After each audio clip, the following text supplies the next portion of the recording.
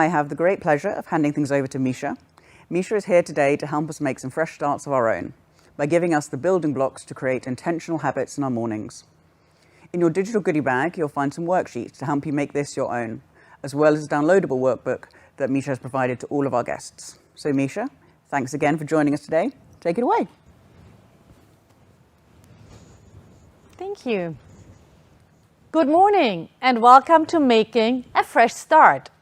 We'll be talking a bit about habits and especially about building habits in a way to make them stick. To help you get it right, I'm sharing a couple of tips and tricks with you that can make introducing new habits much easier. But first, let's rewind and look at a couple of hours ago, or for those of you watching the replay, at this morning. How did you start your day? Do you have a morning routine that makes the first part of your day a pleasant experience? Or do you sleep to the last possible moment and are rushing to catch up from there? No judgment if your answer is the latter. That used to be me as well. But a few years ago, I heard and read so much about the benefits of a morning ritual that I decided to try it out for myself. And I've never gone back to my old ways. In fact, I even get up earlier these days to have more time for it. So what do I do for a morning ritual? Well, it's a ritual, so it's pretty much always the same. I get up, put on the electric kettle for my pour-over, and while the water is heating up, I sit down for a brief morning meditation, usually not more than 5 or 10 minutes, 15 max. Then I grind my beans and make my coffee and sit down to journal, 2 pages. I write about whatever comes to mind, but the moment the second page is filled, I drop my pen. That's the clue for my dog to get excited because next is her walk. Altogether, that's about an hour or 90 minutes. You may be wondering when I'm checking emails or social media or reading the news. I don't look at my computer before I'm done with all this, and I don't have any social media apps or work emails on my phone to keep the temptation to a minimum. The only thing I see on my phone is messages from my team, some of which are in Europe, and if they need me before 8 a.m., they'll let me know. Other than that, 8 a.m. is when I see what's new. The system works so well for me because it provides me with a sense of calm and control in the morning. Despite the fact that half my clients are 9 hours ahead of me, I no longer feel that I'm desperately trying to catch up. You may need other elements in a morning routine to receive the same benefits, but it's absolutely possible for everybody. If you keep an open mind and ask yourself, what do I want my morning to look like? Give yourself time to develop your vision of a calm, controlled, connected morning without going straight to, oh, this won't work. If you want it and you know why, you will be able to create it step by step. Most of you probably either have the experience or the idea that establishing habits like a morning ritual is a good thing. And you are absolutely right. Science fully supports this view. But what is it exactly that makes healthy habits so important? We want to contemplate every morning what we may want to do in the bathroom or in which order any significant benefit. So this is where the habit comes in.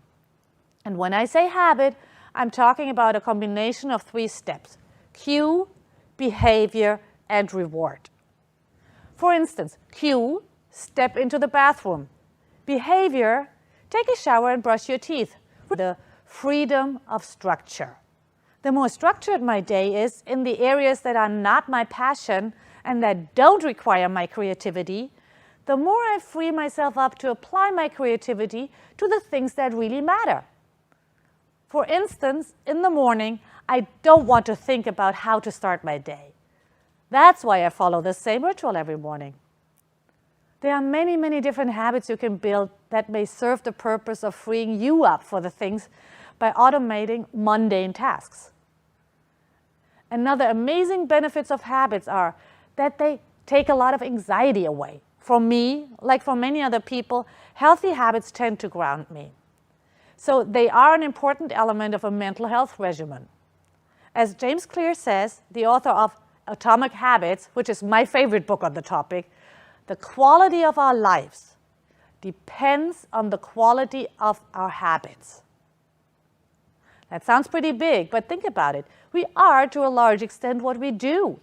And this can make habits more relevant than goals, namely a ticket to be who we want to be, become who we want to become. But who is this person, our future self, our best self? When it comes to habit building, it's really helpful to start with questions instead of assumptions. Questions like, is this really something for which I want to make room in my life? Why does it matter to me? Or is it a should goal, something I feel obliged to do for my family maybe, or because everybody says it's good for you? Those should goals are way harder to turn into habits than anything that really, truly matters to you. If this were not the case, there would be 0 smokers in the world, and we would all eat tons of veggies and exercise every day. So an important step in setting you up for success is being very honest about the reward your old habit offers versus the reward your new habit may offer. For instance, if you want to install a morning ritual, you may have to get up earlier. So you may have to go to bed earlier too, to get enough sleep.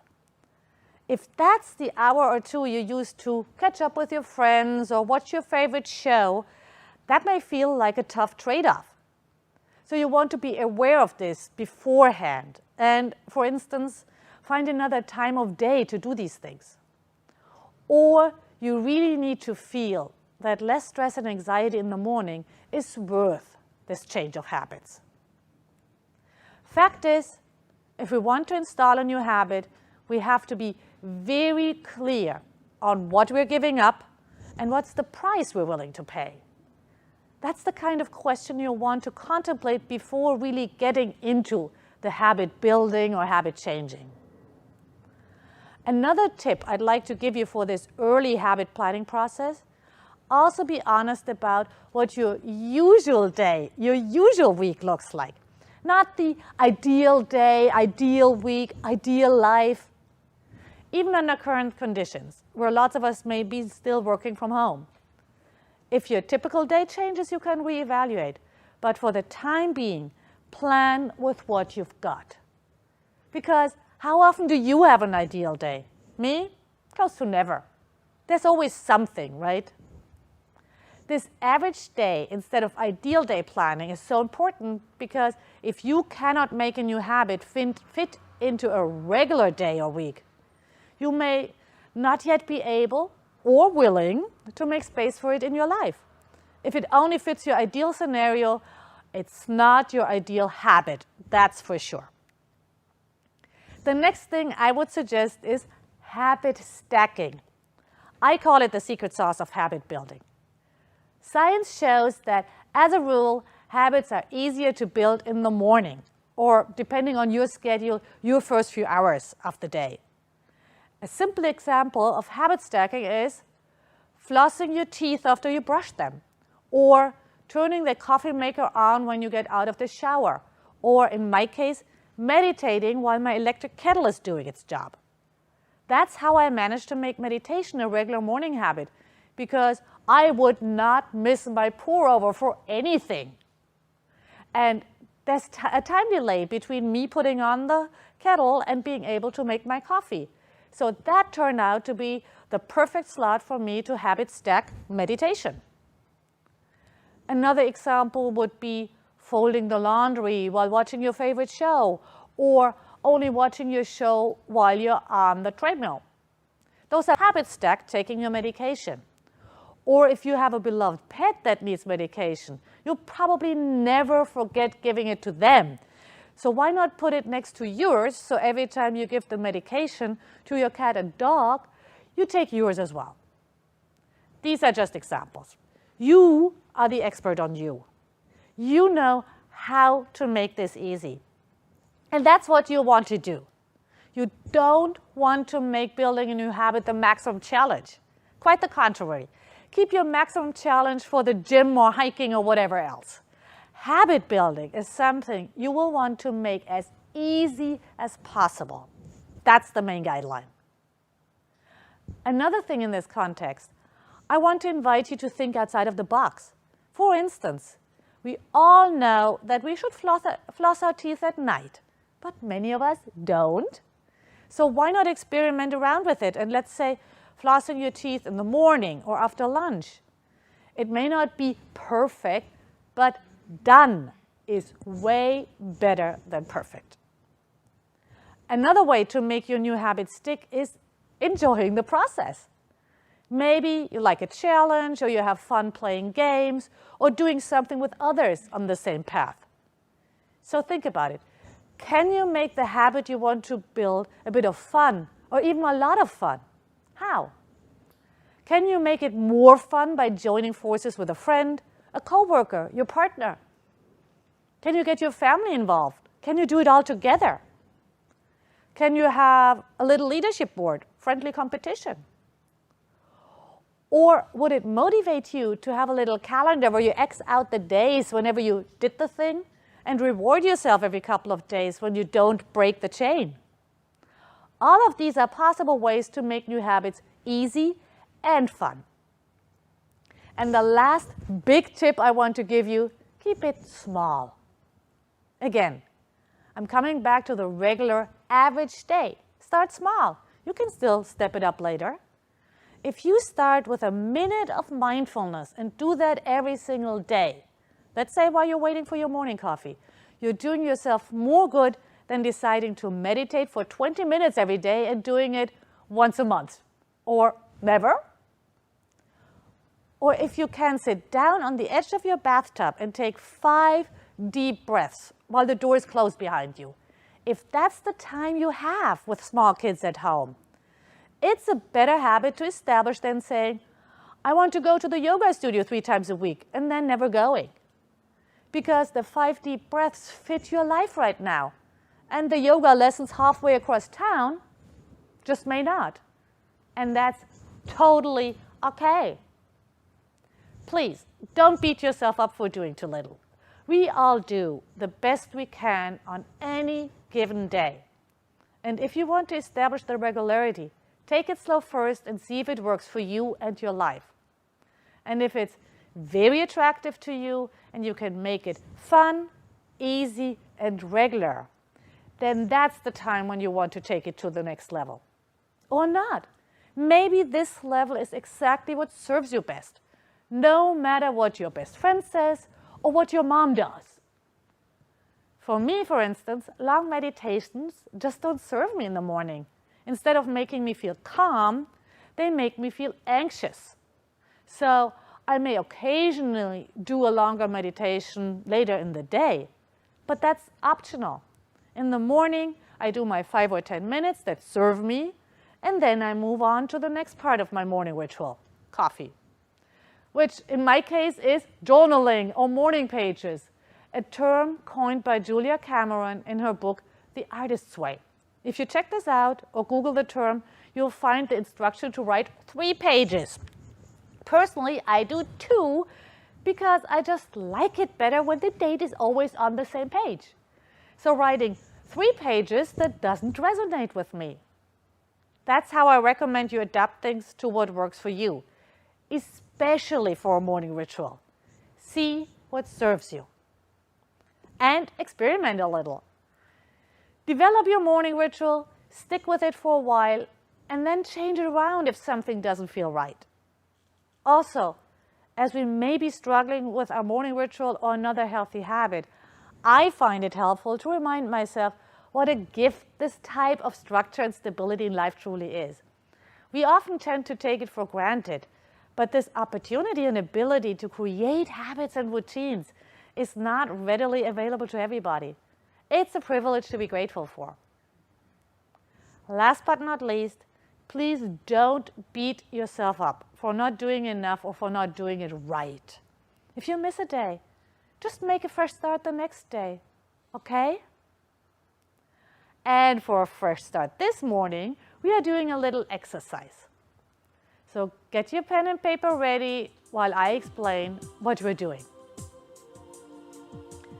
It's a 3-step process, and a very good small morning ritual, especially if you don't want to get into the longer morning pages, the longer journaling I just described. I recommend you take 5 or 10 minutes for this exercise. Right now we're taking 5 minutes. Doesn't have to be in the morning, but it's definitely a good addition to any morning ritual. All right, here we go. You have your utensils ready? First step is a brain dump. Whatever is on your mind, let it come out. Don't filter, don't judge yourself, don't censor, just write.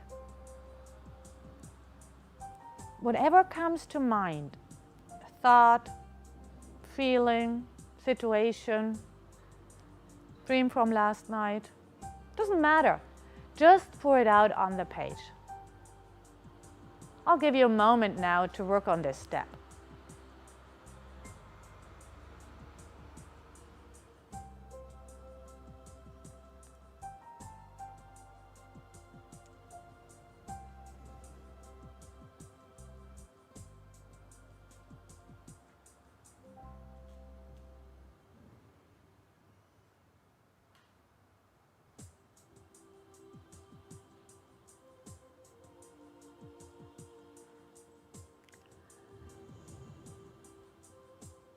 Feel free to take more time when you do it on your own. We'll continue now.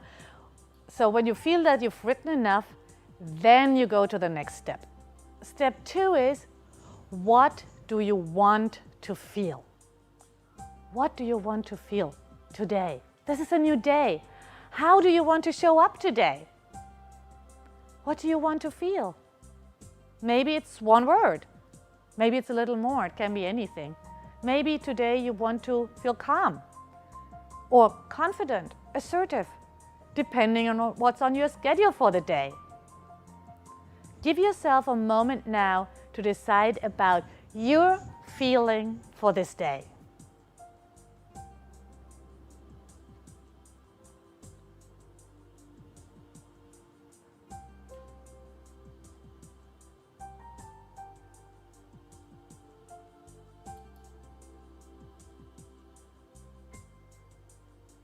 And don't overthink it. Just write down what comes to mind. And then we'll move on to the crucial third step. What do you need to think to feel that way? Let's say you want to feel calm. What's a thought that makes you feel calm? Maybe, I've got this. Everything will work out fine. Maybe it's something very specific. Let's say you want to feel assertive and confident. Maybe it's, I'm about to give an awesome presentation to my team. Or, I know what I'm talking about. I am an expert at this. Maybe something specific, something general. There's no right or wrong. It just has to work for you. So I can't tell you what your phrases are. Write down a few and see what really resonates with you. What do you have to think to feel that way?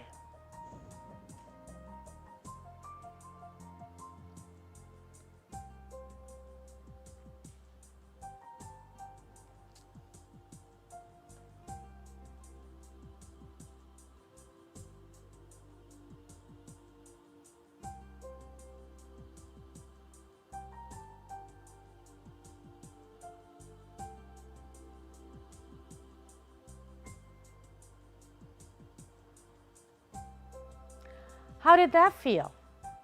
What did you come up with? And how are you going to use that to jumpstart your day? Maybe there's even a phrase you want to put on your phone as a reminder or on a sticky note for the day. If you do this little exercise regularly, it can turn into one of the healthy habits that help you a lot with having a good start to your day. And even with overcoming anxiety, make you feel more grounded within yourself and your life. I hope this was helpful. Happy habit building. And please feel free to reach out to me if you have any questions. Thank you so much, Micha. I hope everyone found that as useful as I did. You never know, man, be a morning person after all. But I gather we have had a question from the audience, if you don't mind me putting you on the spot. So do you have any tips for setting up your morning when you have children at home? Yes. You probably don't want to get up even earlier. So I still think the important part is to start with outlining what does the typical day look like. And then really talking it through with your family. If the kids are toddlers, that's too early, but if they're a little older, just talking it through is like, okay, not working on expectations, but having agreements. I would not be beyond little bribes. It's like, okay, that's perfectly fine, just having little stars when people do what there's like, this is your morning job. Can you do that? And really establishing that, again, as a family tradition or as a little leadership board or something like that. And I think most kids, 5 is around the age when it starts where you can really assign those little tasks to kids and make it a game or a little competition. And then also probably remind your family that you also need me time.